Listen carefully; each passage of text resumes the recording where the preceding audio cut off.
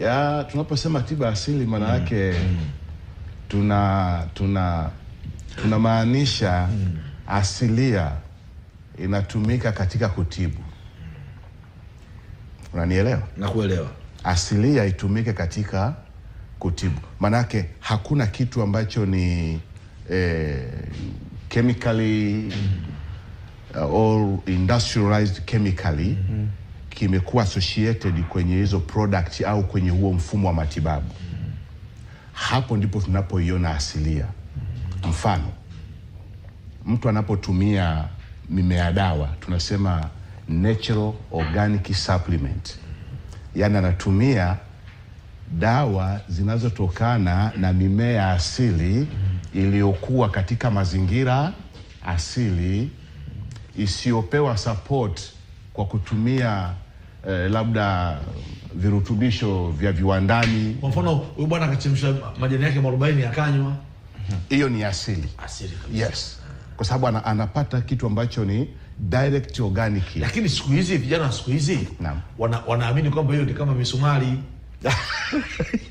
Tamaduni. Ni kweli. Leo hii mfano mtu akaenda akakusanya majani hivi, akachemsha anywe. Tutamwona mchawi. Upo sahihi. Ni kweli. Actually ndio jamii ilipo sasa hizi. Ni kweli. Ila ni mentality. Namna tunavyopokea. Unajua ukiangalia historia ya taifa letu au mataifa ya Afrika tulikuwa colonized, na hivyo hata watu wa Ulaya wengi hao waliotucolonize walitufanya tuwe kama watu ambao sisi hatuamini tulivyo, ila tunaamini wao walivyo. Sasa mimi bahati nzuri nimetembea kidogo. Na nimefanya studies zangu katika taifa la China. Actually ni moja ya world agents kwa ukanda wa Afrika Mashariki wa taasisi ya Zhongfang Red Cross International Hospital iliyoko Hunan Province. Hunan Province katika jimbo la Hunan, jiji la Huaihua nchini China.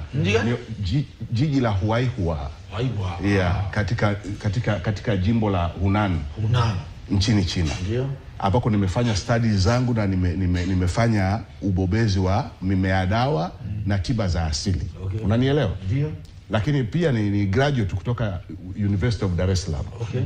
Kwa nilivyomaliza nikaamua kwenda huko. Sasa iko hivi, Wachina wengi wanajali sana asili yao. Ndio. Na wazungu sasa hivi wana shift kutoka kwenye matumizi ya bidhaa ambazo ni industrialized, wanakwenda kwenye asili. Ukienda mfano kwenye taasisi ya Zhongfang Red Cross International Hospital, utakuta wengi wanalazwa pale wanatumia mimea dawa. Hizi chai mnazokunywa za 40 mnazosema hizi. Anafika kule mzungu anawekewa hapa, anaambiwa zile herbal tea. Tena wale wenzetu tunakuta zile herbal tea wanatengeneza, wana majagi fulani. Wanaweka zile mimea dawa mle ndani, alafu anatokosa pale.